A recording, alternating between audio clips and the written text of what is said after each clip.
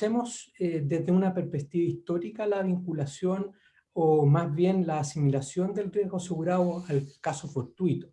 Y bajo el contexto histórico del origen del seguro, es ineludible recordar que en el periodo posterior a la Revolución Industrial se fueron incorporando la práctica de los seguros, la transferencia de eventos, riesgos o eventos culposos, como es el caso de los seguros de responsabilidad civil. Luego, los aseguradores asumirán como riesgo asegurado incumplimientos contractuales o legales. En este último caso se trata de seguros que nacen como un instrumento de protección económica del acreedor, por ejemplo, el caso de los seguros de crédito de garantía. Lo mismo podríamos sostener en el caso de los seguros de personas, que comprenden coberturas de accidentes personales, enfermedades, vida o sobrevivencia. La problemática sobre la asimilación en un sentido unívoco o excluyente del caso fortuito al riesgo asegurable ya quedará superada por la propuesta de la doctrina alemana de fines del siglo XIX y principios del siglo XX, en el sentido de entender el riesgo como un evento posible y susceptible de provocar una necesidad económica, y en ello quedarán incluidos tanto riesgos de daños como de personas. Y en este sentido, el legislador chileno, en la reforma del año 2013, recoge este concepto de riesgo y lo define como la eventualidad de un suceso que ocasione al asegurado o beneficiario una pérdida o necesidad susceptible de estimarse en dinero, según lo establece expresamente el artículo 513, letra T del Código de Comercio. En consecuencia, en mi opinión, es un error afirmar entonces que el caso fortuito es la base de la cobertura de todo contrato de seguro. Ni siquiera si revisamos el statu quo previo a la reforma del año 2013, pues considerando que la práctica había superado el concepto local de riesgo. Así, la descripción del evento cubierto previo a la reforma está claro que en muchos casos era de base consensual o convencional, mejor dicho, convencional la descripción del riesgo en ese sentido, situación que se ha extendido luego la reforma hasta el día de hoy. Ese es el contexto en general, y dejando de lado estas disquisiciones legales y doctrinales, y si nos arribamos a la práctica, nos permite identificar supuestos en los que debemos volver a revisar el caso fortuito y la fuerza mayor en el contexto del riesgo asegurado. Solo modo ejemplar, por ejemplo, en materia de cláusulas tanto de libre pacto como de condiciones generales depositadas en el registro de depósito que lleva la Comisión para el Mercado Financiero, por una parte, y por otra parte también cargas y normas legales que debemos tener en cuenta además.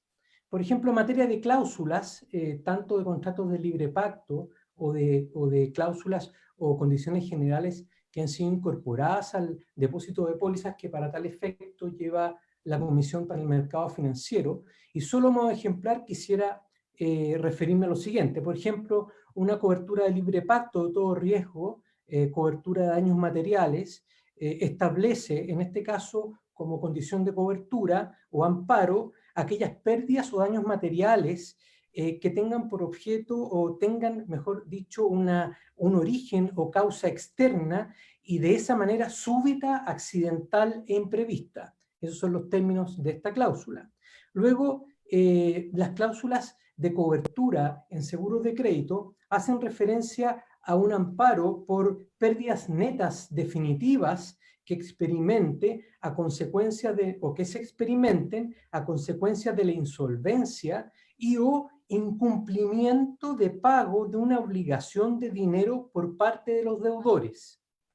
En materia de seguros o coberturas de responsabilidad civil contractual, la situación es similar. Se hace referencia a cómo la compañía aseguradora debería reparar daños que se derivan por el incumplimiento de obligaciones que emanan de un contrato que es objeto de cobertura por este tipo de pólizas.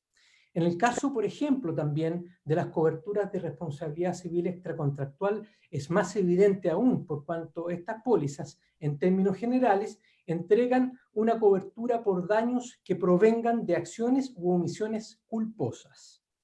Luego, en materia de seguro garantías, también podemos ver claramente que se trata de contratos de seguro que tengan por objeto amparar por las pérdidas patrimoniales que provienen del incumplimiento de obligaciones afianzadas o garantizadas, como señalan las pólizas o la ley, y que además ese incumplimiento sea imputable al afianzado o tomador del seguro.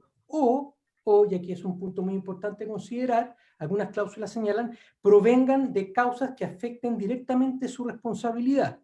Entonces, respecto a este último, solo quisiera hacer un breve comentario. Habrá que verificar, por ejemplo, en este tipo de seguros, si el condicionado particular, al referirse al riesgo asegurado como incumplimiento de obligaciones de un contrato en particular, conlleva, por ejemplo, el pacto, o habría que revisar el pacto de responsabilidad por caso fortuito.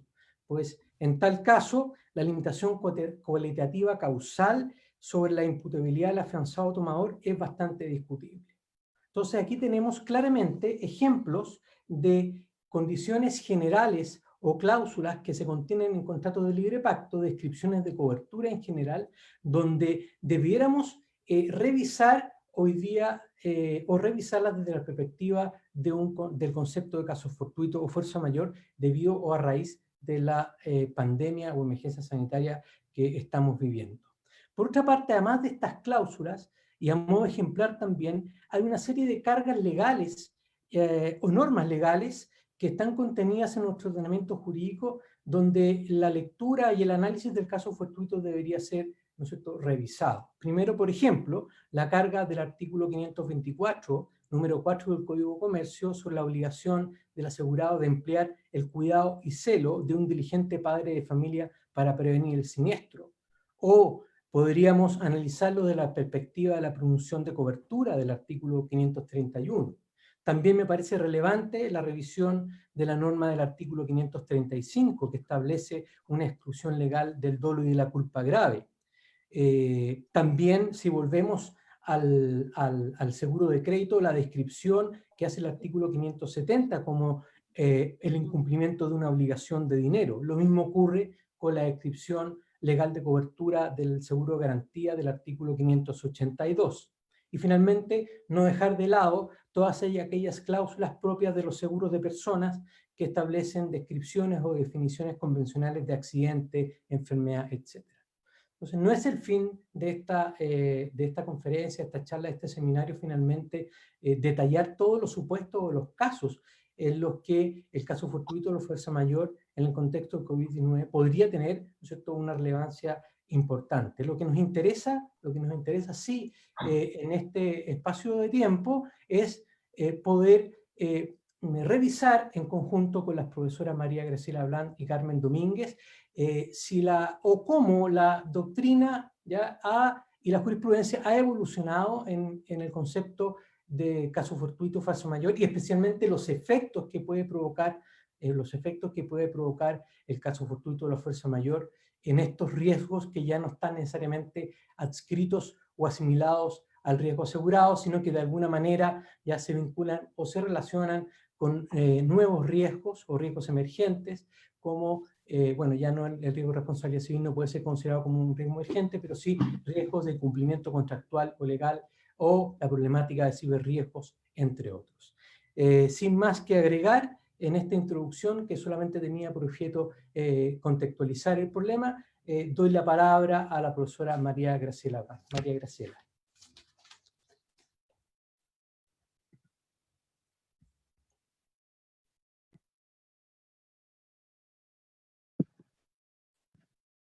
Ahí sí. Sí.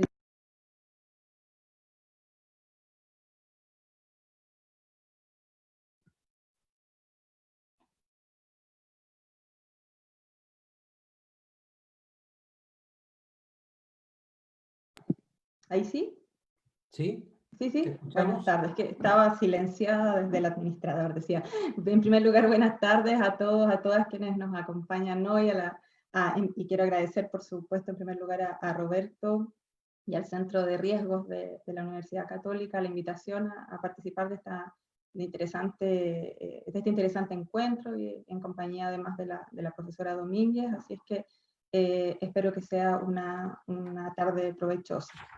como había señalado ya el profesor Ríos, me han pedido que aborde la figura del caso fortuito y que pueda dar cuenta en rigor del estado de su evolución en el derecho nacional, a fin de conectarlo, como él muy bien decía, con la noción de riesgos en el contrato de seguro.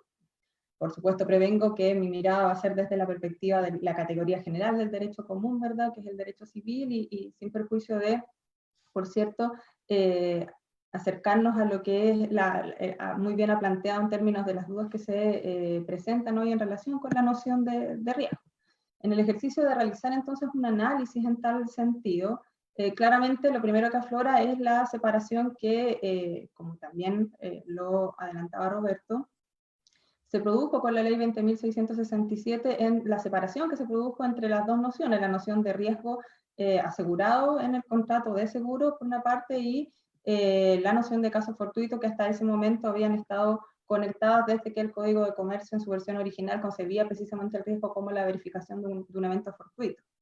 Hoy, a la luz del concepto que ya nos recordaba Roberto del artículo 513, letra T, de lo que es el riesgo en el contrato de seguro, queda bastante claro que no se realiza una calificación respecto del origen de dicho suceso, de modo que ello nos permite concluir que la cobertura de un contrato de seguro puede referirse a hechos que no se ajustan a los requisitos que el Código Civil establece para la configuración de un caso fortuito.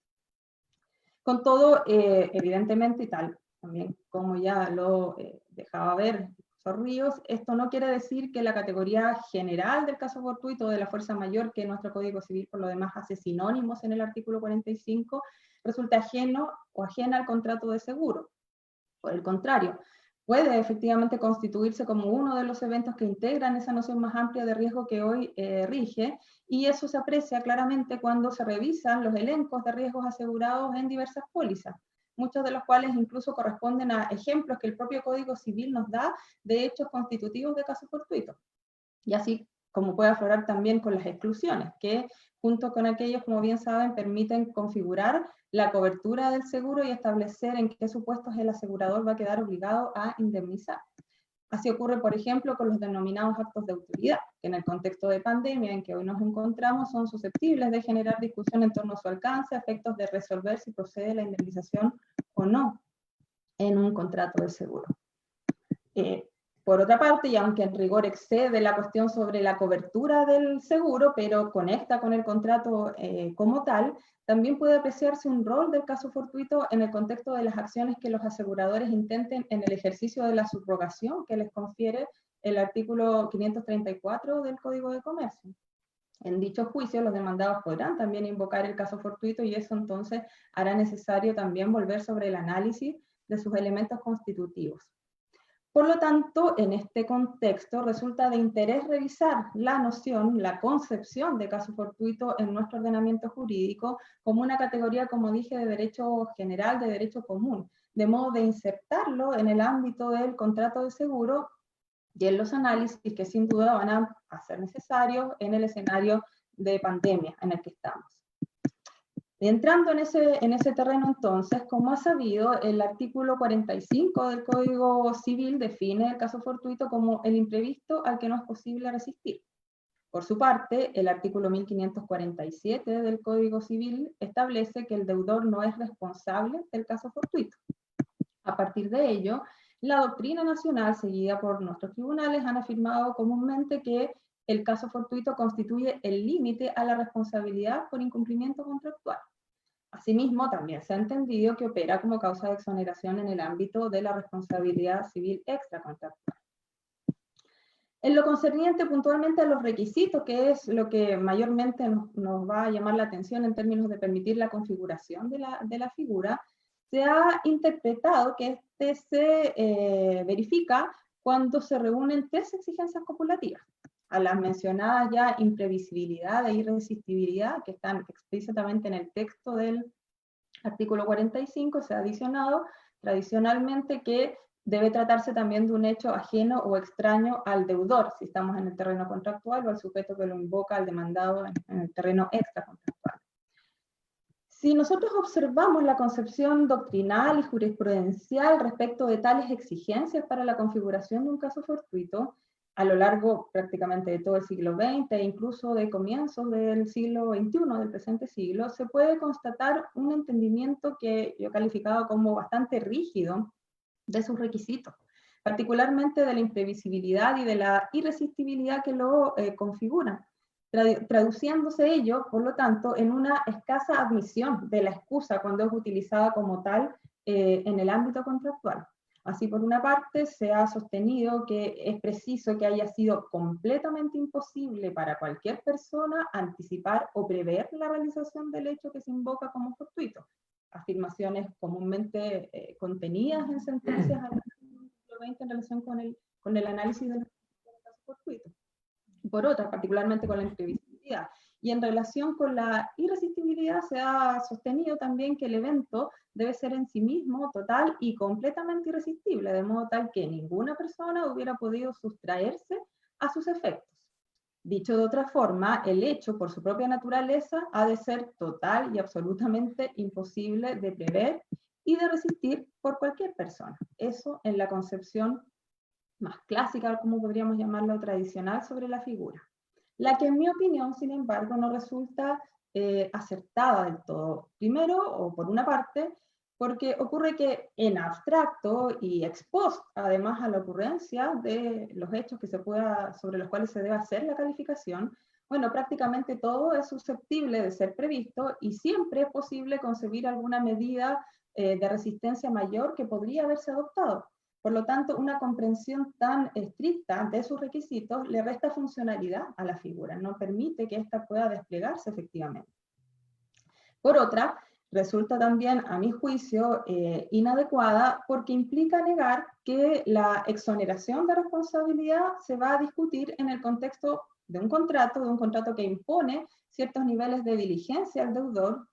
Conforme al artículo 1547 sabemos que todo deudor responde o debe ejecutar el cumplimiento de sus obligaciones conforme a un cierto nivel de diligencia, o bien se va a presentar en el terreno de conductas que infringen un deber general de no causar daño, en el ámbito de la responsabilidad keynesiana, donde hay bastante acuerdo además en que la exigencia que se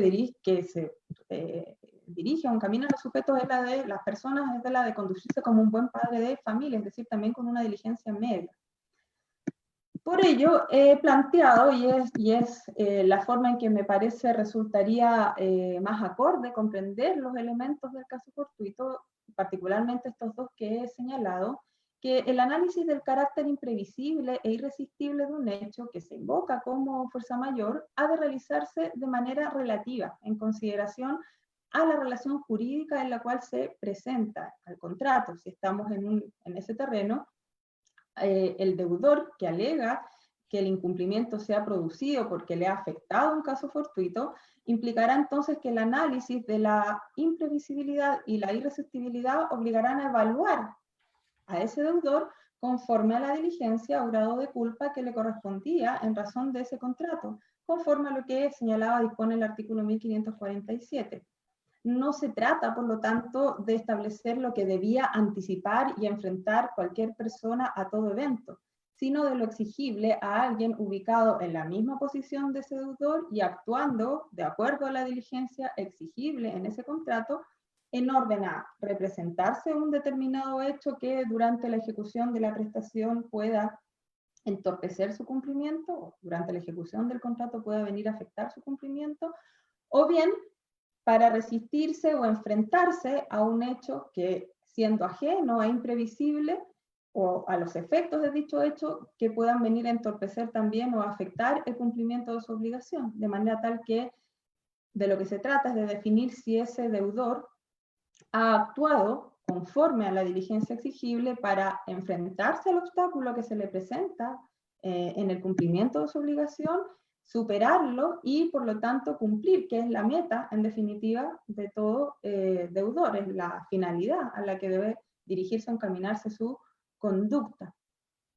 Y es la manera en que parece más adecuado medir entonces las exigencias, en este caso de irresistibilidad, que aplica para la configuración del caso fortuito. ¿Por qué? Porque en definitiva la sobreviniencia de un hecho, aun cuando que sea ajeno y aun cuando no haya sido posible de prever por el deudor, no puede dejar a ese deudor de manera, con una actitud pasiva, sino que lo que se impone a ese deudor es precisamente adoptar medidas que se encaminen a enfrentar ese evento que le impide cumplir para lograr finalmente su finalidad última.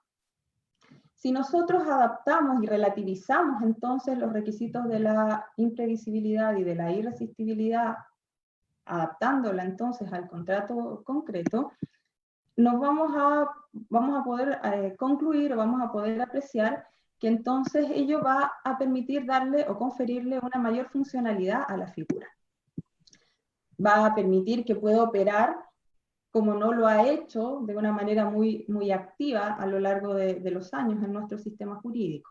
Y por otra parte, permite también tornar más flexibles sus efectos, puesto que en la concepción tradicional, esta que les he descrito brevemente, la forma de entenderlo tan rígidamente ha conducido también a concluir que el efecto propio del caso fortuito es la extinción de la obligación, como una consecuencia natural de que este evento se traduzca en una imposibilidad total, absoluta y definitiva de cumplir. Sin embargo, si construimos de una manera más dúctil sus requisitos, entonces podremos apreciar que no va a producirse necesariamente, al menos, la extinción de la obligación, sino que el caso fortuito operará más bien como un obstáculo, como decía hace un momento atrás, al cumplimiento, como un hecho que le impide a un deudor justificadamente y de manera temporal, muchas veces, cumplir con su prestación, y que mientras se mantenga reuniéndose todos esos requisitos, le eximirá de la obligación de reparar o de indemnizar los daños derivados de ese incumplimiento a su acreedor. Todo ello mientras la justificación subsista porque se reúnen los requisitos respectivos. De manera tal que entonces, si lo entendemos así, operará como una verdadera causa de exoneración de responsabilidad, que es la función que le asignan por lo demás el artículo 1547 que citaba hace un momento, y también el artículo 1558 del Código Civil, cuando prevé que la mora producida por fuerza mayor o caso fortuito no da lugar a la indemnización de perjuicio, situando, por lo tanto, la eficacia propia del caso fortuito en relación con lo que es la indemnización de daño. En este punto parece interesante entonces poner la mirada en nuestra jurisprudencia. Y en tal sentido, es posible consignar que si bien la visión más tradicional ha tenido gran influencia en las resoluciones de nuestros tribunales, es posible también apreciar, observar una concepción algo más flexible en algunos pronunciamientos de nuestros tribunales, especialmente en los últimos años. Existen diversos fallos, de los cuales voy a hacer alguna referencia a continuación, en los que podemos observar que se avanza en línea de modular los requisitos del caso fortuito a partir de las circunstancias particulares en las cuales se invoque, a partir del contrato, en concreto si estamos en el terreno contractual en el que se oponga como defensa por el deudor. Para graficarlo, me permito entonces citar algunos fallos que van en esta línea y que por lo tanto me parece que resulta de interés tener en consideración. En primer lugar, una sentencia de la Corte Suprema de nuestro máximo tribunal del año 2011, de enero de 2011, que se pronuncia en una causa en la cual se había producido una negativa a pagar un cheque por un error del banco librado, y el banco invoca como defensa el caso fortuito frente a la reclamación de indemnización que el cuentacorrentista realiza, deduce. El máximo tribunal en su sentencia recoge de manera expresa y clara la idea de que la diligencia es el criterio a emplear para construir el caso fortuito, expresando que, así las cosas, nos dice, no cabe más que estimar que la responsabilidad fruto del accionar del banco produce la obligación de indemnizar los perjuicios ocasionados por dicho actuar negligente. Que en tal sentido, dicen, solo existen tres posibles causas de incumplimiento: el dolo, la culpa y el caso fortuito. Y siendo un incumplimiento imputable las dos primeras, en cambio, se produce una situación de inimputabilidad en la tercera. Tal interpretación se basa en dos acertos, nos dice el tribunal. La prueba, por una parte, de que el primer acepto, perdón, la prueba de que la diligencia nunca es causal de exoneración de responsabilidad, puesto que el único límite general de responsabilidad civil es el caso fortuito, y en segundo lugar, que el caso fortuito se debe configurar de acuerdo al grado de diligencia de que se responde establecido en el artículo 1547 del Código Civil. Y agrega luego nuestro máximo tribunal, que la real función de la diligencia en relación con la única causal de exoneración que contempla en forma genérica nuestro Código Civil, o sea, el caso fortuito, es la de ser un elemento de este. Consiste en que el hecho que hace imposible el cumplimiento de la obligación no haya sido causado por culpa del deudor. Se trata, en suma, de la diligencia preventiva de la imposibilidad de cumplimiento de la obligación. Esto es lo que describe el artículo 1547 del Código Civil en su inciso tercero, cuando prescribe que la diligencia debe ser probada por quien debió emplearla.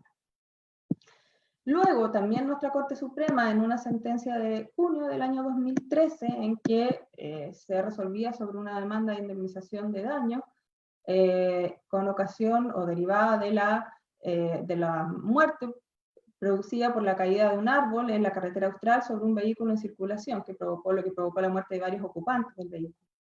Esto en terreno entonces extracontractual.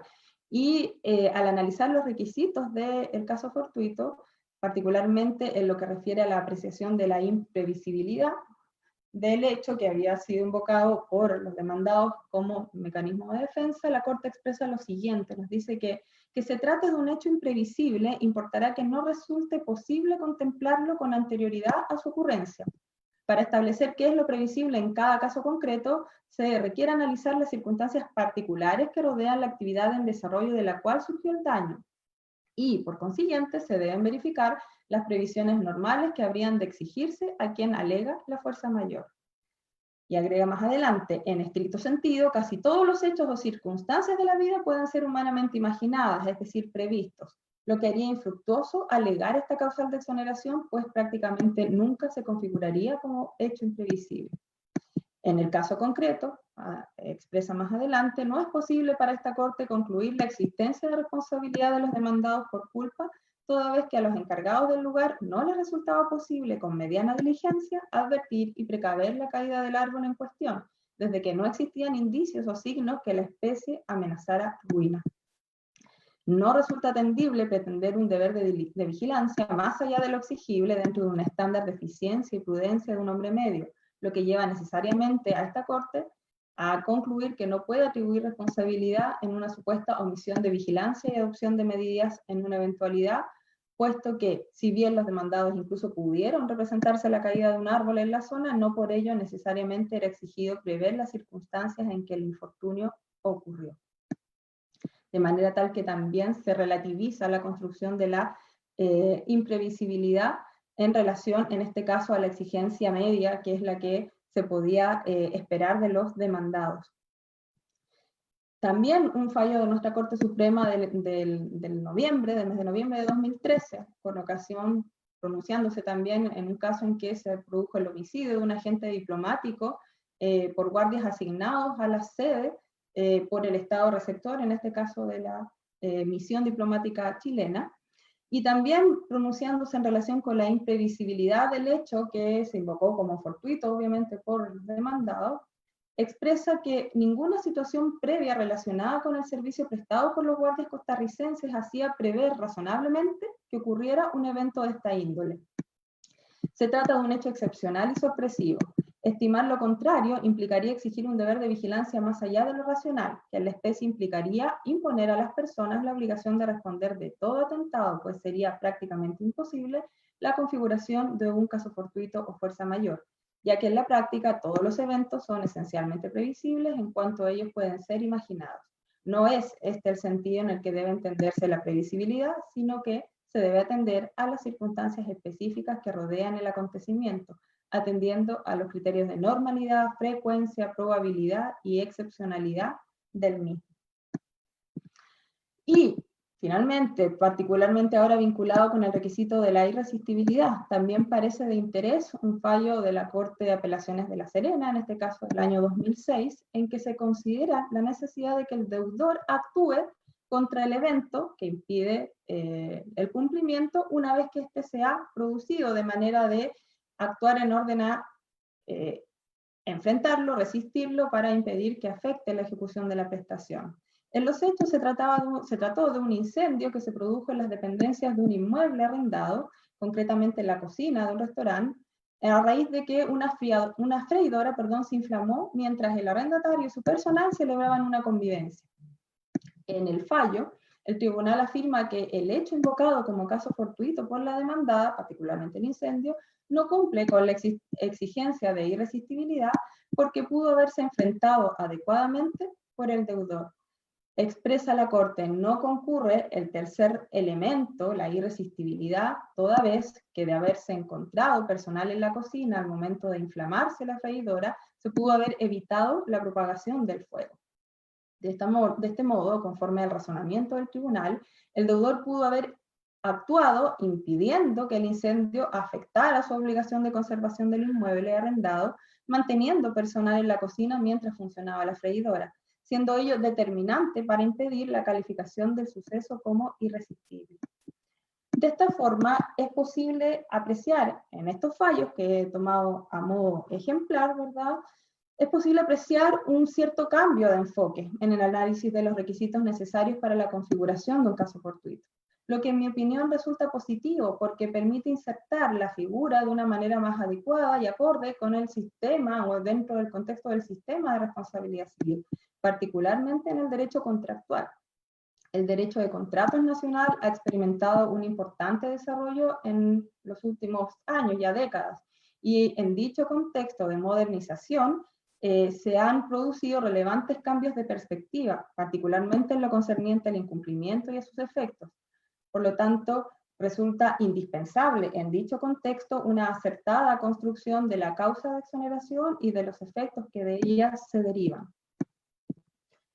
Ahora bien, para cerrar y que podamos luego conversar sobre algunos de estos puntos y volviendo nuevamente sobre la mirada sobre los riesgos asegurables, tener presente la noción de caso fortuito puede ser de utilidad, principalmente en el escenario de pandemia que destacábamos al inicio, por las cuestiones y dificultades que van a surgir en este terreno y que ya están presentándose, de hecho. Por lo pronto, hay algunas que ya han empezado a cuestionarse, o interrogantes que han empezado a surgir, como la de definir si la pandemia en sí misma puede ser constitutiva de un caso fortuito, y eventualmente configurar un riesgo asegurado, o bien si la calificación de caso fortuito la tenemos que dejar para los actos de autoridad derivados de la crisis sanitaria que se ha generado a raíz de este virus. La consideración de la cobertura en cada caso, con los riesgos y las exclusiones, como sabemos, va a ser fundamental. Y en apoyo de la discusión que se origina en dicho contexto, se va a poder apreciar el rol de categorías generales del derecho civil, en particular la que hoy nos ocupa, como es la del caso fortuito. Eso quería compartir con ustedes. Muchas gracias. Bueno, muchas gracias María Graciela por tu excelente exposición tan clara, que de alguna manera sigue una posición, yo diría que moderna o más o distinta a la doctrina tradicional en materia de casos fortuitos y de qué manera podemos ir observando y analizando distintas dimensiones y visiones del caso fortuito en relación a la problemática del riesgo asegurado. Y a continuación le doy la palabra a la profesora Carmen Domínguez. Carmen, muy buenas tardes. Muchas gracias por acompañarnos. Muy buenas tardes. Voy a compartir aquí pantalla porque tengo una presentación. ¿Me pueden autorizar a compartir pantalla? Claro que sí. Le vamos a pedir a las administradoras que pueda compartir pantalla.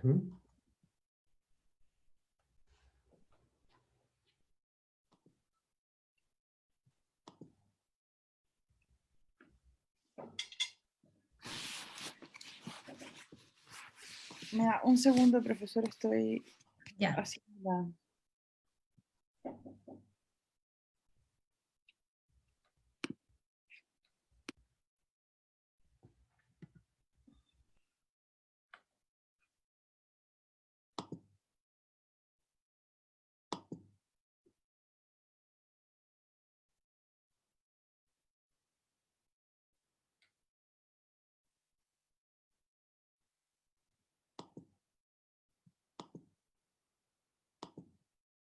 Ahí sí, ya.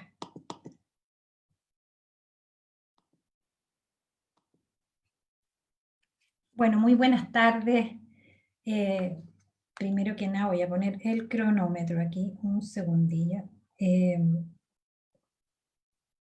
Quiero agradecer a Roberto Ríos la invitación a este seminario y agradecerle muy particularmente, yo siempre que acepto esto porque así me obliga a pensar y al hacerlo particularmente entré a revisar lo de los seguros y como siempre me pasa con todas las materias jurídicas, porque de verdad que a mí me fascina el derecho, como que me dieron ganas de entrar a estudiar más profundamente los contratos de seguro y esta relación con los contratos asegurados, ¿no? Yo quiero hacerme cargo de la pregunta que nos formuló Roberto y indicar que lo voy a hacer desde la experiencia que tengo, es decir, no solo como académica, sino como ex abogado integrante, como juez árbitro que soy, y por lo tanto intentando dar una respuesta desde el conjunto de preguntas que yo me formularía en la relación de esta pandemia con los contratos de seguro. ¿Ah?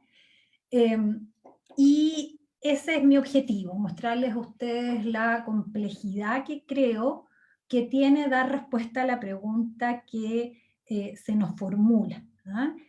Y por varias razones, primero, que creo que son importantes advertir, ¿no es cierto? Primero, nunca se había estudiado tanto el caso fortuito como ahora. De hecho, basta con que nosotros revisemos la doctrina, la cantidad de artículos, de libros que existen sobre esta materia y la jurisprudencia para advertir que no ha sido una materia que ha estado, ¿cierto?, en el ojo en general del estudio ni de la aplicación práctica, si bien es cierto, en los últimos años tenemos más doctrina y tenemos alguna jurisprudencia reciente, ¿no?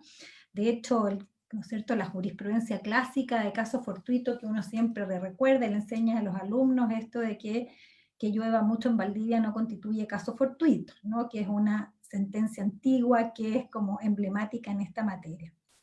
Y la jurisprudencia que se ha dictado más reciente fue después, ¿no es cierto?, del terremoto y del, ¿no es cierto?, consecuencial tsunami y por lo tanto las demandas de indemnización que se presentaron en esa materia.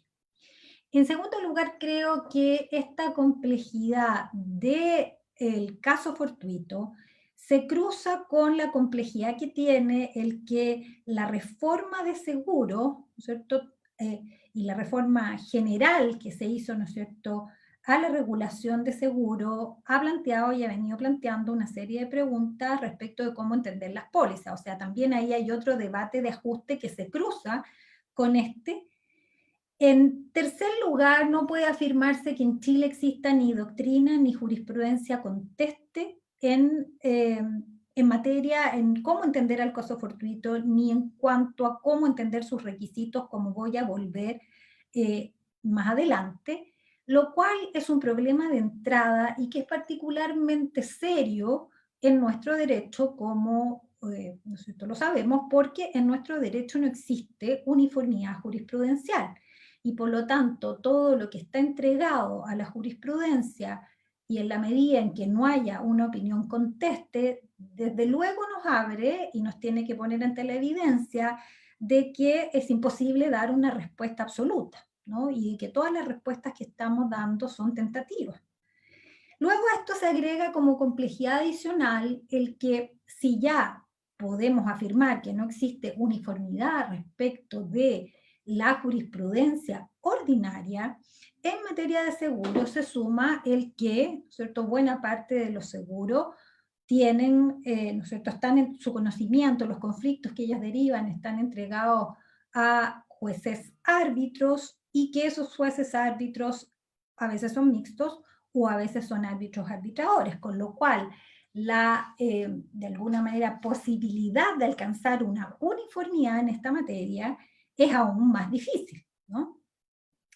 Luego, sumo como complejidad el que en materia de seguro tampoco basta con leer solo la normativa legal, no basta con que vayamos solo a lo que el Código de Comercio dispone, sino que además hay que tratar de integrarla con las resoluciones o normas de carácter general de la Comisión para el Mercado Financiero, que obviamente plantean una complejidad adicional. Esta complejidad, además del caso fortuito, no es solo del derecho chileno. En este minuto, en todos los demás países que pertenecen a nuestra familia romano-germánica, estos seminarios sobre casos fortuitos se están repitiendo, ¿no? Y por lo tanto, es la prueba de que en ninguno de ellos esta cuestión está matemáticamente resuelta respecto de esta pandemia, y que en general los problemas que se nos plantean a nosotros son bastante semejantes en otros, porque los requisitos que se exigen son en general, ¿no es cierto?, los mismos. Por todo lo anterior es que quiero partir por resaltar que me parece que es imposible dar certezas o razonamientos absolutos. El que lo haga en estos días creo que está induciendo un error. He visto algunas propuestas o algunas presentaciones de académicos que han dado por sentado que estaríamos frente a casos de caso fortuito, que los actos de autoridad serían constitutivos de caso fortuito. Yo no estoy de acuerdo, creo que es aventurar un juicio que solo puede hacerse para cada caso concreto, y de hecho tan claro es así que en todo el resto de los países, como yo les decía, se están repitiendo estos mismos seminarios, ¿no?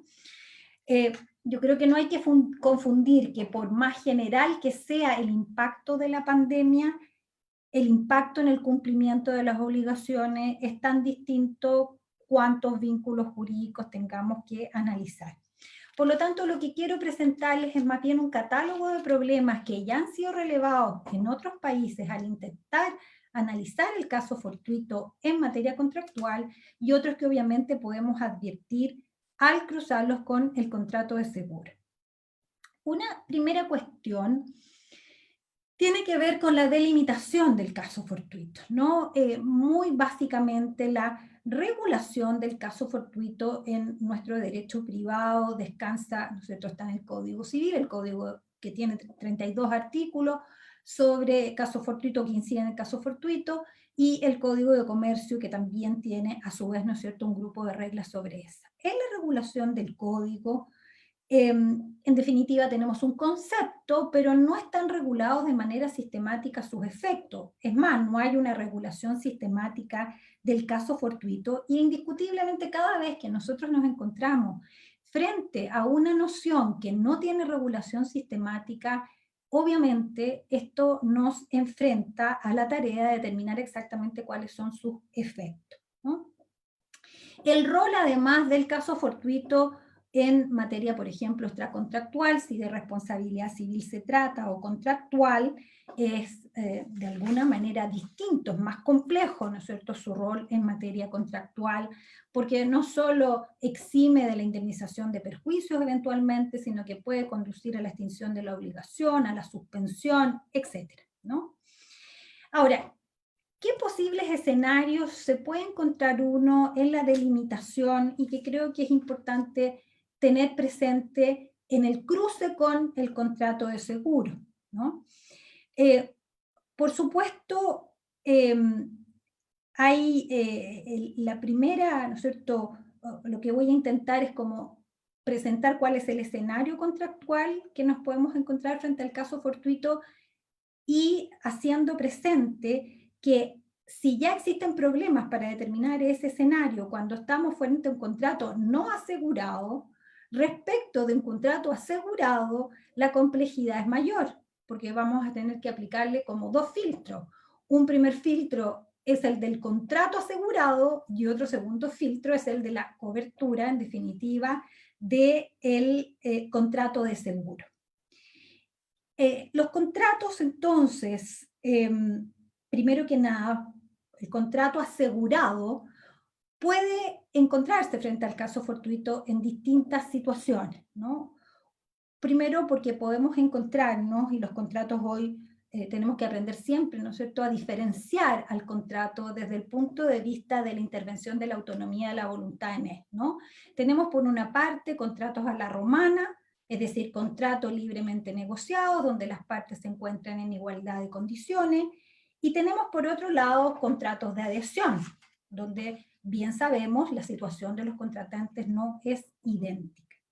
Y en materia de caso fortuito, entonces, esto nos conduce a distintas situaciones, ¿no? En primer lugar, nosotros podemos encontrarnos con la posibilidad de que el efecto del caso fortuito esté previsto en el contrato. Esto es mucho más frecuente en los contratos libremente negociados, porque en muchos de ellos, particularmente en aquellos contratos que son económicamente más importantes, es muy común que se haya previsto el efecto. Y por lo tanto así sucede en la mayoría de los contratos de construcción celebrados entre particulares, en los contratos internacionales o en aquellos que, aún siendo celebrados en Chile, destinados a producir efecto en Chile, han incorporado cláusulas tipos de esta materia. De hecho, por ejemplo, la ICC, la International Chamber of Commerce, tiene propuesto hace años, ¿no es cierto?, cláusulas tipo de fuerza mayor y de onerosidad excesiva, ¿no es cierto?, más conocidas como las cláusulas hardship, y que incluso viene de ajustarlo recientemente el modelo de cláusula extensa o abreviada de fuerza mayor a eventos previstos como el brote del COVID-19, y si ustedes entran a la página van a encontrar estas dos fórmulas para regular el caso fortuito en este caso. Podemos también encontrar cláusulas en contratos en virtud de las cuales el caso fortuito lo asumió el deudor, o podían disponer que algunos tipos de casos fortuitos los asumió o los asuma el deudor, y sabemos que ellas serían perfectamente válidas porque son manifestación de la facultad que ellas tienen para agravar la responsabilidad civil según el artículo 1547.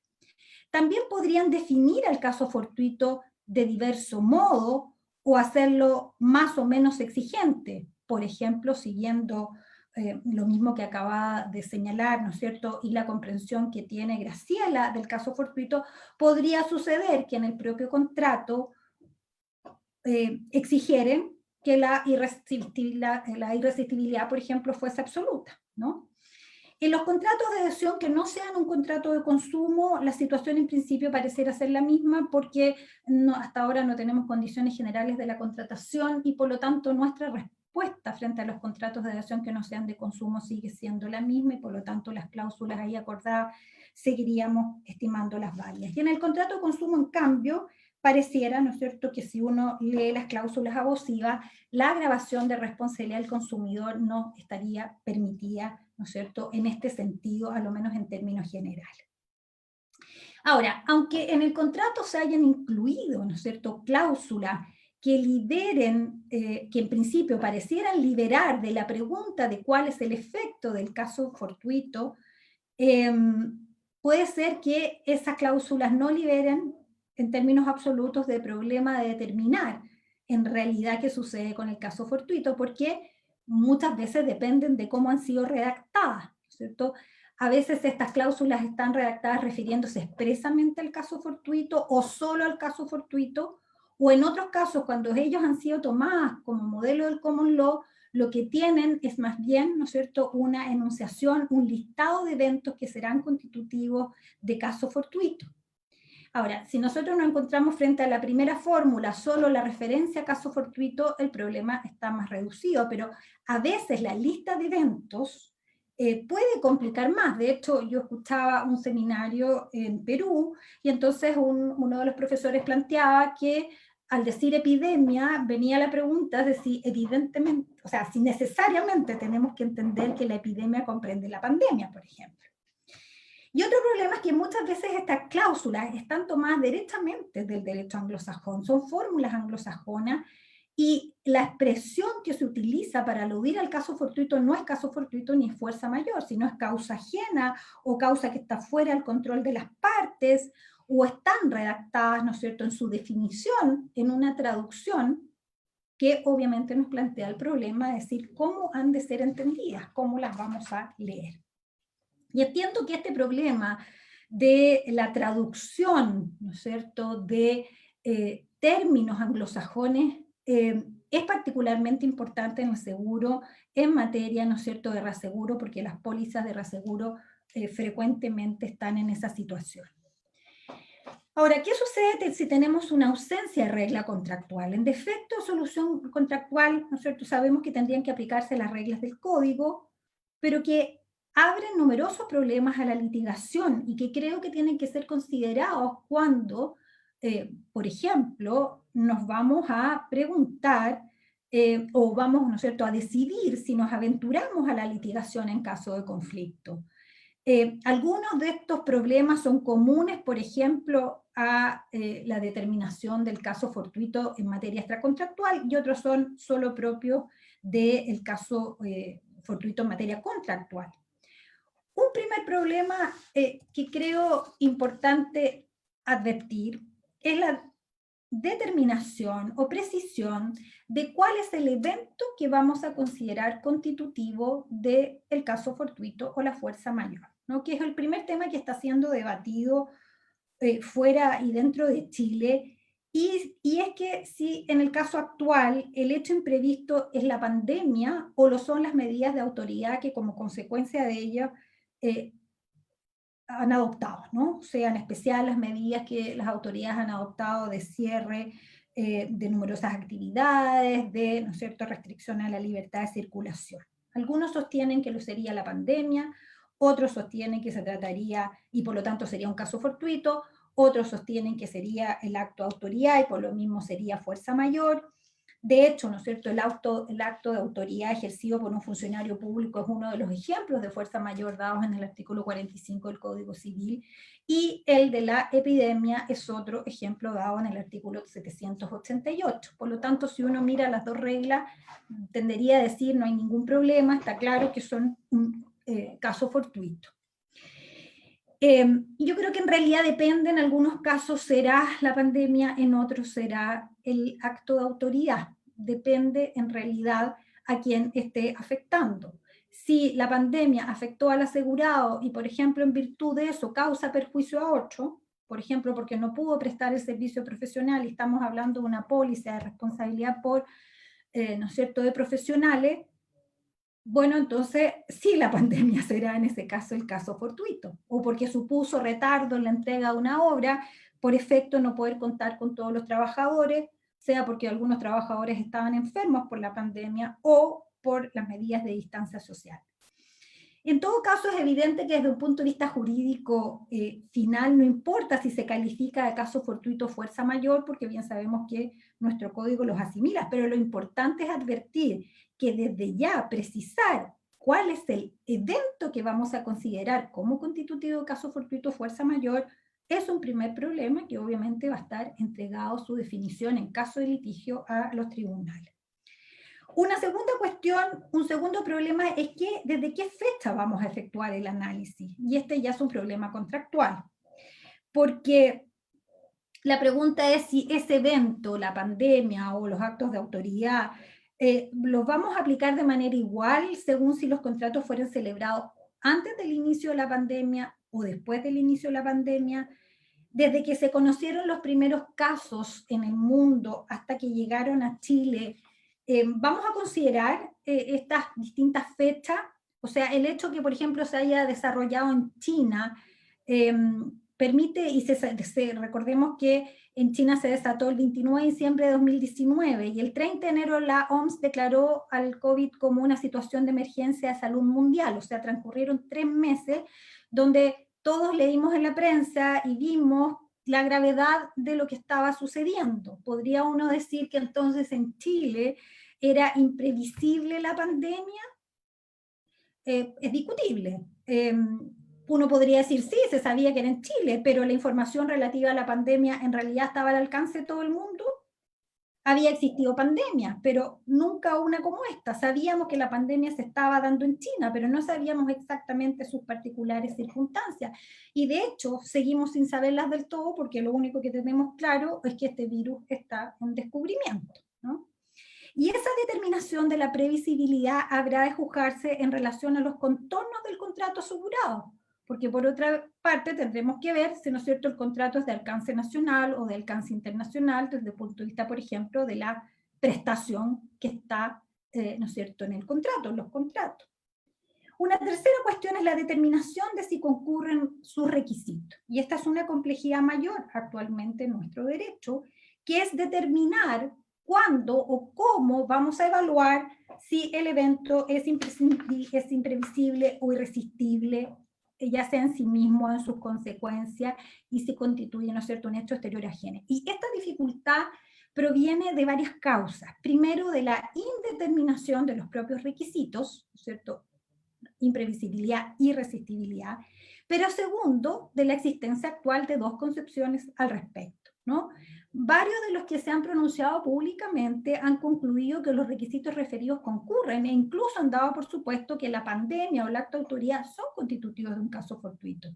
Sin embargo, la determinación de ello está lejos de ser pacífica y no hay uniformidad en la jurisprudencia ni en la doctrina de cómo debemos leer esos requisitos, ¿cierto? La doctrina clásica entiende que debe serlo de forma absoluta. Esto es, para todas las personas debe ser irresistible. Para que el caso fortuito entonces extinga la obligación del deudor, han de reunirse sus requisitos que son mirados de forma estricta, porque si se exige, ¿no es cierto?, una imposibilidad o imprevisibilidad absoluta del hecho, que acarrea, ¿no es cierto?, una imposibilidad también absoluta de cumplir. En otros términos, los requisitos para esta primera lectura han de mirarse de forma objetiva y por lo tanto no se trata de revisar si para el deudor específico fue imposible de cumplir, sino si en general, ¿no es cierto?, lo sería para toda persona puesta en las mismas circunstancias. Y otra doctrina más reciente que se inicia, ¿no es cierto?, a partir del año 2005 aproximadamente, sostiene lo contrario, que la determinación tiene que ser ajustada a la diligencia exigida al deudor considerando una persona media, y por ello la apreciación es relativa y por lo tanto debe determinarse respecto de cada contrato y contratante. Ahora, hay que decir que la doctrina mayoritaria seguida por la jurisprudencia sigue siendo la clásica, de manera que la respuesta final depende en verdad de cuál es el umbral de previsibilidad o de irresistibilidad que van a fijar los tribunales. Entonces, nosotros evidentemente aquí estamos frente a una pregunta grande. ¿Va a variar la concepción clásica o no? ¿Cierto? María Graciela refería a algunas sentencias, ¿cierto?, más recientes, pero claro está que no podríamos afirmar que esa es la comprensión general. Y yo creo que de inmediato ustedes pueden advertir la diferencia que tienen, la diferencia radical que existe entre ambas comprensiones.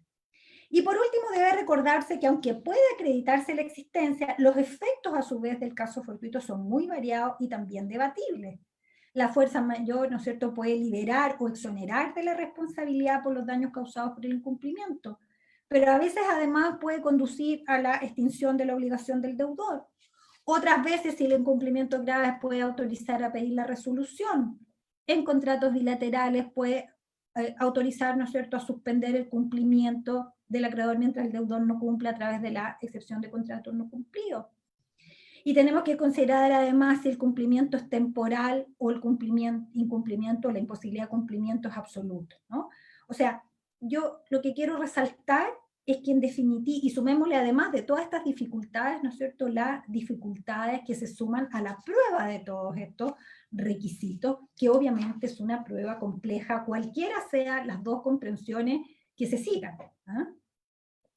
En síntesis, y esto es lo que quería apuntar, esta pregunta en definitiva que nos formula Roberto y que creo que se abre, ¿no es cierto?, como una pregunta importante para el contrato de seguro, es una pregunta muy compleja de contestar por todos estos distintos elementos que, ¿no es cierto?, confluyen y que me hacen pensar, y obviamente no solo respecto al contrato seguro, sino en general frente a la contratación, que la litigación, que el decidirse optar por la litigación debe hacerse considerando todo este escenario, ¿no?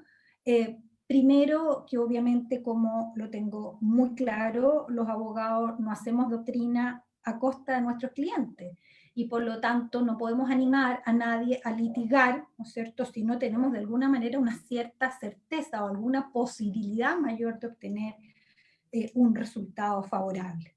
Y por eso es que creo que en este contexto lo que más debemos hacer, y en materia de seguro hay una larga experiencia en esto, es promover el acuerdo, es tratar, ¿no es cierto?, de aplicar la regla de integración del artículo 1546, intentar, ¿no es cierto?, que el contrato se ejecute de buena fe, y de alguna manera resolver esto por la vía de la transacción, porque si hay algo que está seguro, es que en esta materia nadie puede afirmar que tiene la batalla ganada, y creo que la única manera de lograr al menos, ¿no es cierto?, equilibrar la protección de los intereses que estamos defendiendo es tratando de llegar a un acuerdo. Muchas gracias.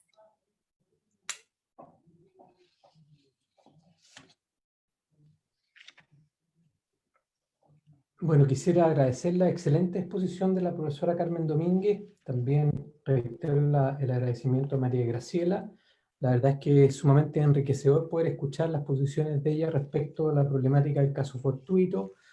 Yo quedo con más preguntas aún de las que tenía antes, que eso es bueno para poder profundizar o seguir profundizando la reflexión. Sí, claro, que me va quedando claro que finalmente ni uno ni el otro extremo ya pueden entenderse aplicable como regla general, es decir, no podríamos entender hoy día ya como regla general que el COVID-19 podría para todos los casos constituir un supuesto caso fortuito para ningún tipo de cobertura, y a la inversa tampoco. Entonces, en ese sentido coincido plenamente con la profesora Carmen Domínguez en el sentido de que cada caso en particular debiera ser analizado en relación al concepto de caso fortuito, ya sea desde la perspectiva tradicional o un poco o distinta, o alguna doctrina distinta que se ha elaborado en el último tiempo en Chile, pero por supuesto que es fundamental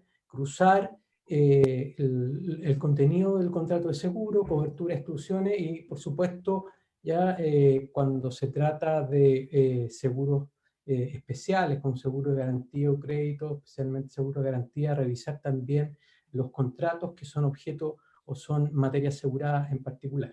Entonces, vamos ahora a algunas preguntas que nos están haciendo. ¿Ya? Aquí hay un tema que se ha discutido bastante en el último tiempo, y se ha escrito bastante en distintos blogs o Mercurio Legal, etcétera, que está relacionado con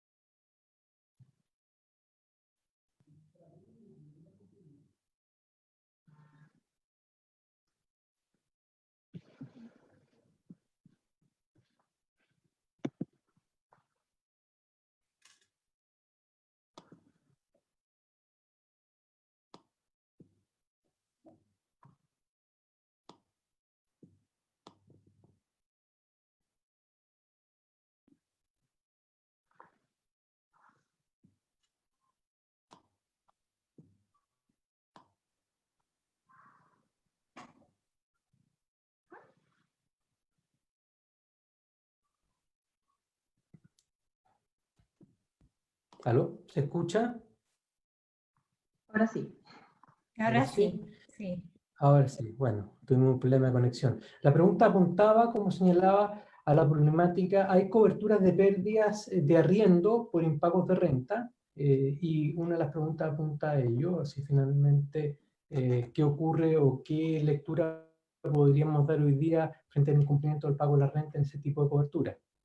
Una pregunta para ambas profesoras, ¿cuál es la opinión de ellas al respecto? Bueno, puedo, si quieren, hacer algún comentario.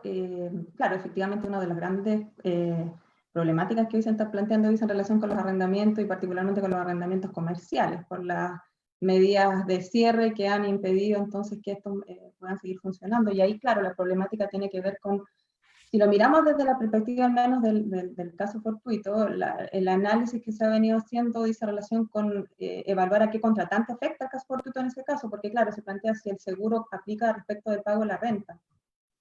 El punto es que en la mirada que se plantea, ¿verdad?, el caso fortuito afecta al arrendador, no al arrendatario estrictamente, y afecta al arrendador desde la perspectiva de la obligación que él tiene de asegurarle al arrendatario el uso y el goce de la cosa arrendada, que por un acto de autoridad en este caso, según si asumimos que se le califique así, le impide hacer uso o le impide cumplir con esa obligación para con su arrendatario. Entonces ahí la cuestión tiene que ver con cómo repercute en un contrato que es bilateral el caso fortuito que afecte, en este caso, a la parte arrendadora, ¿ya? No es, al menos desde esa perspectiva, no se trata de un caso fortuito que afecte al arrendatario.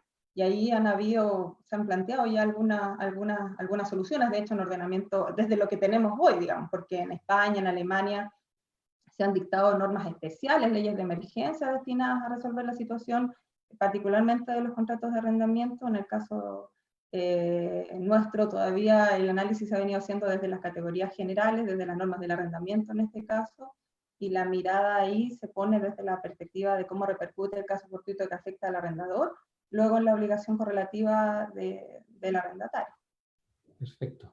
Sí, yo agregaría que respecto de los contratos de arrendamiento en general, ¿no? Si se trata de la pregunta del pago a la renta y cómo el caso fortuito podría de alguna manera exonerar del pago de la renta al arrendatario en caso que le afectara, creo que tenemos que recordar que precisamente ese es un ejemplo de obligación dineraria que no resulta afectada, o de alguna manera el caso fortuito jamás podría liberar, porque precisamente sabemos que el género no perece. Entonces, y yo creo que esto es muy importante, y creo que es muy buena la pregunta, porque a mí me da, y creo que hay que aclarar que el caso fortuito no es como una varita mágica, que en el fondo basta invocar el caso fortuito y resulta entonces que vamos a reescribir todas las cláusulas contractuales y vamos a reescribir el contrato, y en definitiva, ¿no es cierto?, vamos a dar la solución que deje a todos los contratantes en una posición ideal. Eso no sucede. El contrato es un marco acordado y es ley para los contratantes, y el caso fortuito es una de alguna manera alteración muy excepcional a la obligatoriedad que emana del contrato. Y esa es la lectura que tenemos que entender, que cualquiera sea la posición que tengamos respecto de en definitiva, ¿no es cierto?, de los requisitos, sea clásica o moderna, ninguna significa que a partir del caso fortuito, ni aún en las circunstancias excepcionales en las que nos encontramos, entonces ahora vamos a liberar a todo el mundo, en definitiva, de las obligaciones que han sido acordadas en la medida que no pueda cumplirlas. Yo comparto esa opinión también, y creo que es un punto importante tenerlo en consideración, porque debiéramos entender en el ámbito contractual la normalidad del cumplimiento, no el incumplimiento de la exoneración de la obligación de cumplimiento, digamos, ¿ya? Por eso yo creo que además la obligación de probar el caso fortuito, los presupuestos que deben concurrir para que opere como tal, que eso es lo que el mundo asegurador debe tener claro en este sentido. Hay otra pregunta de un comentario que hizo la profesora Carmen Domínguez respecto de la fecha en que se declara la pandemia, ¿ya? Y el conocimiento de la existencia de la pandemia como tal, digamos, ¿ya? Si eso pide de alguna manera, si se puede aclarar y qué efectos podría tener, o si tiene alguna relevancia. Yo claro, lo estoy planteando para mostrarles la variedad de preguntas que no solo uno se puede hacer desde Chile, sino que se están haciendo. Esta pregunta en concreto la he escuchado en varios seminarios peruanos, argentinos, y la pregunta es la misma, ¿no? Es decir, para que, ¿no es cierto?, entendamos que hay caso fortuito, debemos entender que el evento era imprevisible y irresistible, ¿no? Y eso nos obliga a hacer la pregunta, bueno, ¿era imprevisible? Era imprevisible, y ahí viene la pregunta.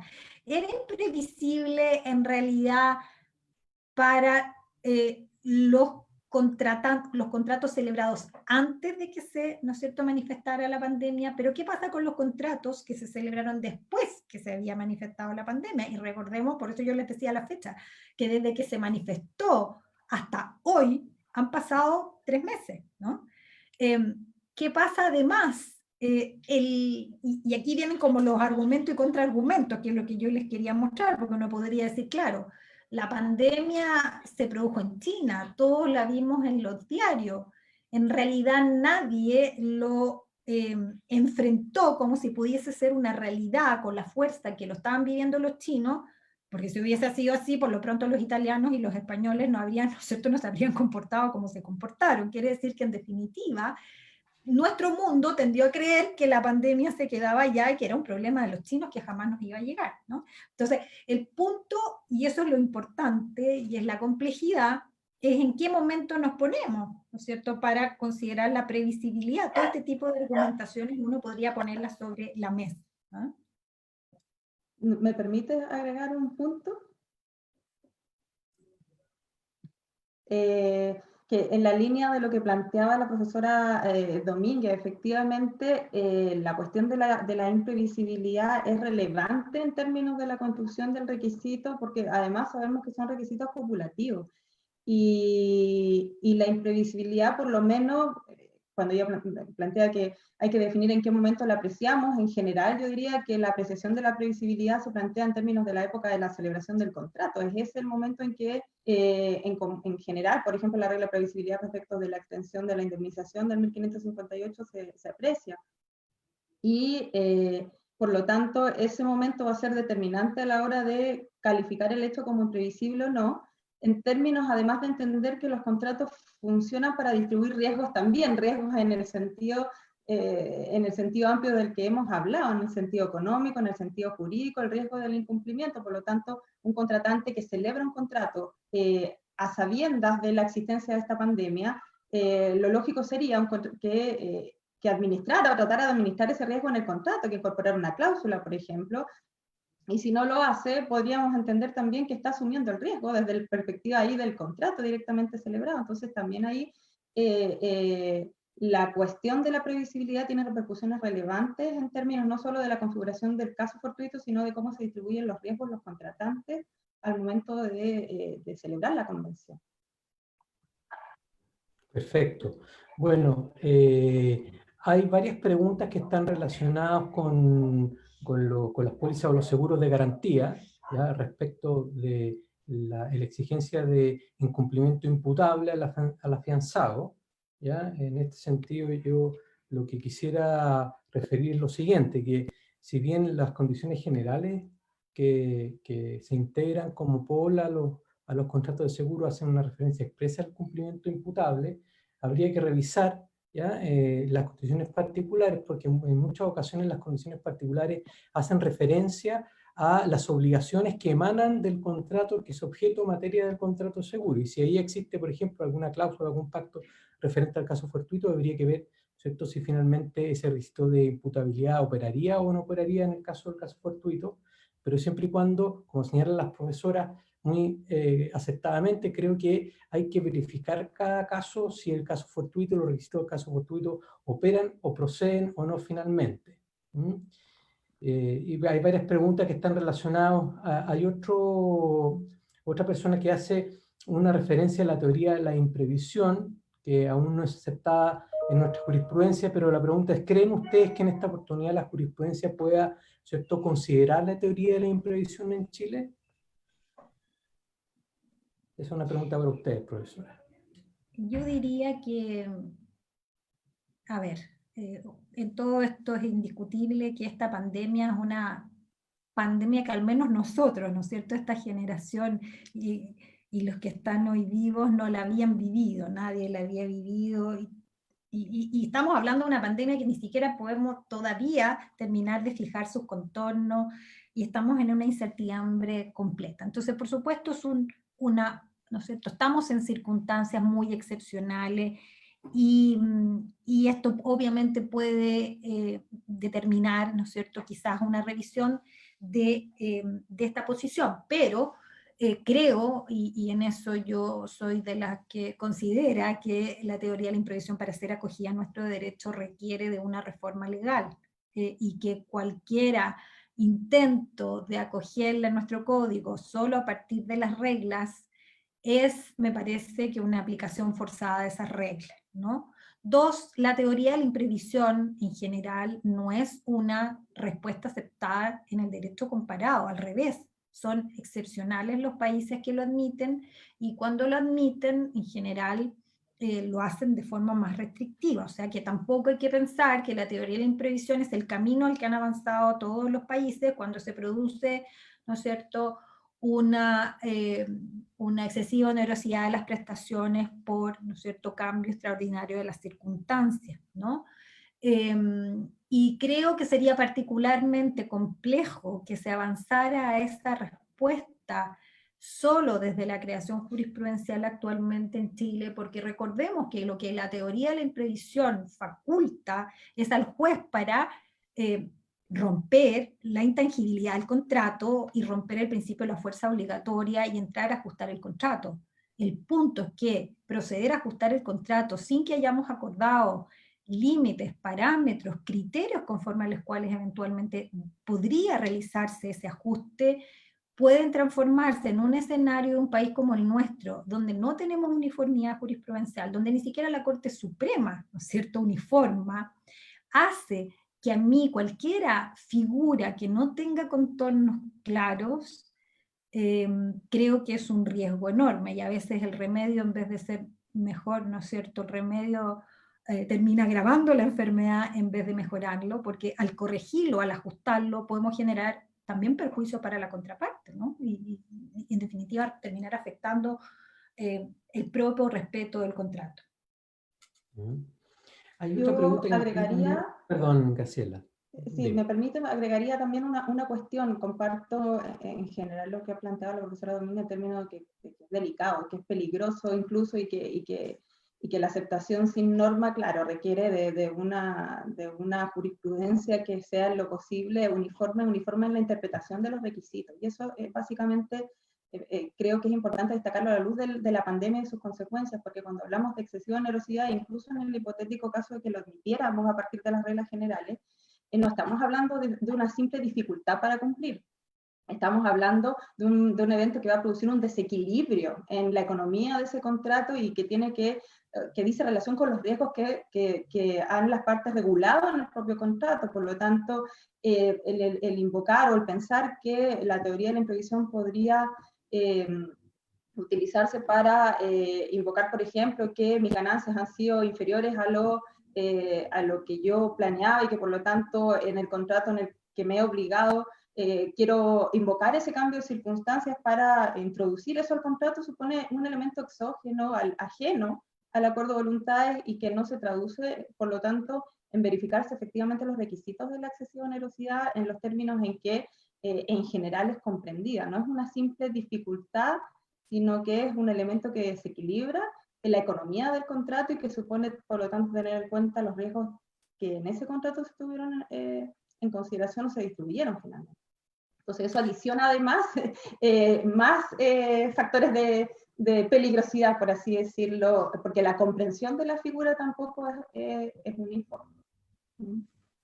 Perfecto. Acá hay una pregunta respecto a un contrato muy particular, que es los seguros de crédito, que amparan el cumplimiento de obligaciones dinerarias en general. La pregunta va a lo siguiente: ¿qué ocurre, en el fondo, si hay incumplimiento de pago de una o varias facturas, que al principio pudo suponer un retardo en el cumplimiento de la misma, pero que con la actual cuarentena general claramente puede argumentarse como una causal de imposibilidad para cumplir?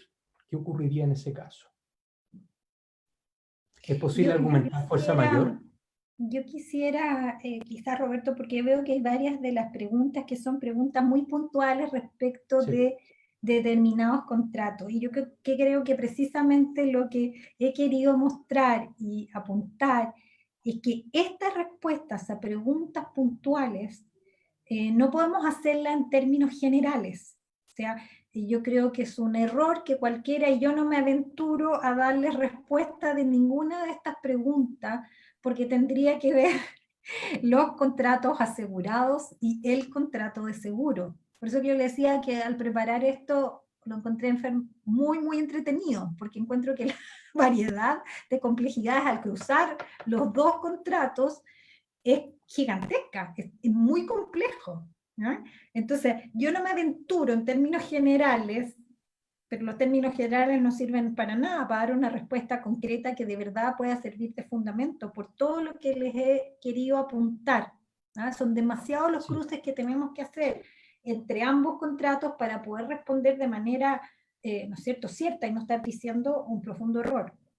Exactamente. Bueno, yo en ese sentido, claro, todas las preguntas que se formulan respecto de casos particulares, incluso uno podría aventurarse a una respuesta positiva, pero finalmente hay que hacer un análisis más profundo en ese sentido y verificar si en cada caso realmente concurre el requisito del caso fortuito, y también verificar qué tipo de obligación es, porque si nosotros lo vemos desde el punto de vista de la doctrina tradicional, ¿ya? Y la teoría de los riesgos que deriva del artículo 1550 del Código Civil para obligaciones de especie o cuerpo cierto, luego nos tendríamos que preguntar qué ocurre con las obligaciones de hacer, por ejemplo.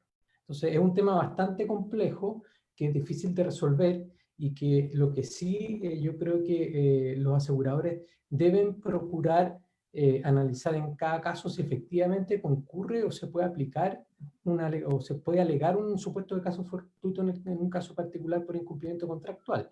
Porque si nos vamos a la regla general en materia de obligaciones dinerarias, diríamos que no operaría el caso fortuito como una causa de exoneración de incumplimiento.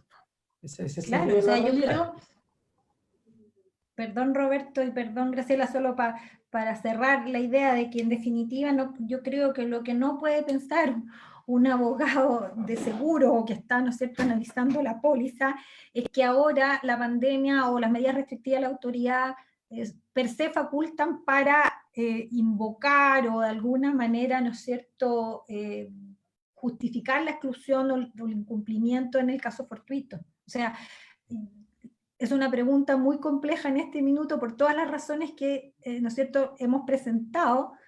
El determinar cuál va a ser el escenario, aunque yo invoque el caso fortuito, cuál va a ser el escenario en definitiva si esto vamos a la litigación. Claro. Y yo también creo que sería conveniente considerar que yo voy a la misma línea, en el sentido de que por más que podamos efectivamente fijar o proponer ciertos contornos para apuntar en una línea de comprensión o de concepción de la figura, el análisis indudablemente siempre lo vamos a tener que hacer en el caso concreto. Eso es evidentemente no es algo que podamos resolver a priori y en general, sino que va a ser el análisis ex post y en particular, en definitiva. Ahora, precisamente por lo que señalaba la profesora Domínguez, esto de que no es una varita mágica y de que no basta con decir, oh, la pandemia es caso fortuito y listo, me siento a esperar que me declaren exonerado de la indemnización. Es cierto, yo creo que ahí, al menos en mi opinión, en el análisis que se tenga que hacer luego de si concurren o no los requisitos para calificar un determinado evento como caso fortuito, adquiere especial relevancia la irresistibilidad también, en términos de que en el fondo cuando se exige que el hecho sea irresistible, se está entonces imponiendo una conducta, como señalé antes, al deudor. El deudor no puede quedar de brazos cruzados frente a un evento que sobrevino, que era ajeno, que no le era, aun cuando haya sido imprevisible también. En el fondo, el legislador, cuando nos dice que es un imprevisto al que no es posible resistir, es que le está imponiendo una conducta, la necesidad de enfrentarse a ese obstáculo. Por lo tanto, ese matiz es importante a la hora de que discutamos si efectivamente se configura o no se configura un evento como fortuito en términos de ser realmente irresistible, porque pudo haberlo sido en el momento en que sobrevino como tal el evento, pero sus consecuencias quizás pueden ser superadas en el camino. Y ya llevamos meses, como decía la profesora Domínguez, y probablemente van a pasar varios meses más. El análisis del comportamiento de la conducta desplegada por el deudor una vez que enfrentó el evento va a ser importante para poder calificar el hecho verdaderamente como un hecho irresistible. Por lo tanto, a priori es imposible afirmar de manera absoluta la calificación de un hecho como un caso fortuito, y eso yo creo que es un aspecto relevante a tener en cuenta en las discusiones que eventualmente se puedan verificar en esta materia. Perfecto.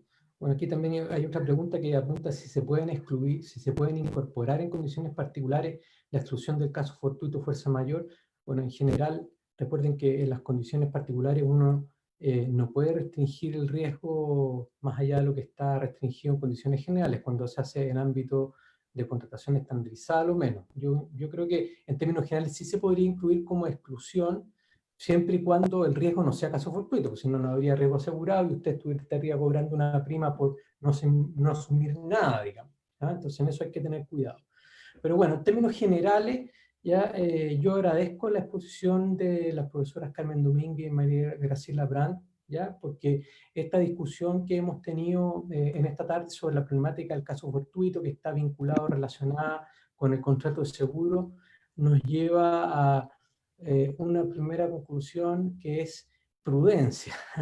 Prudencia y mayor análisis, y un análisis probablemente particular de cada caso concreto para poder determinar claramente si el caso fortuito de alguna manera afecta al riesgo asegurado y eso puede comprometer la cobertura y finalmente la obligación que tiene el asegurador cuando el riesgo cubierto se verifica y hay un siniestro. En ese sentido, me parece que lo que plantea las profesoras de considerar el caso fortuito como, y el COVID-19 específicamente como una especie de caso fortuito per se y como una regla general aplicable a todos estos casos pareciera ser un error, ¿ya? Y lo que hay que seguir analizando, y probablemente nos vamos a demorar un tiempo en resolverlo, ya es de qué manera podemos analizar esta problemática del caso fortuito en relación al riesgo asegurado y a los contratos de seguro. Ya que son las 18:30 y hemos estado un largo espacio de tiempo analizando este problema. Vamos a dar por terminado esta segunda charla del ciclo que está organizando el Centro de Riesgo y Seguro de la Universidad Católica. Quisiera nuevamente reiterar mis agradecimientos a la profesora Carmen Domínguez por haber aceptado nuestra invitación y a María Graciela Brandt por estas dos excelentes exposiciones. Y siempre agradezco también a las personas que nos colaboran en el desarrollo de esta actividad, especialmente a Arena Villamizar, que es la coordinadora de investigación de nuestro centro, y a Pía Vila, que es la coordinadora general, como también a la Asociación Internacional de Derechos Seguros, AIDA Chile, que siempre nos acompaña en estas actividades. Reitero mis agradecimientos a ambas profesoras y espero más adelante tener la oportunidad de repetir esta conversación. Muchas gracias. Gracias a ti, Roberto, por la invitación y a los participantes por sus interesantes preguntas, además. Gracias. Adiós. Adiós. Adiós. Muy bien. Muchas gracias, Roberto. Gracias. Adiós, Graciela. Que estén muy bien. Adiós, Carmen. Igualmente. Muchas gracias. Todo muy bien.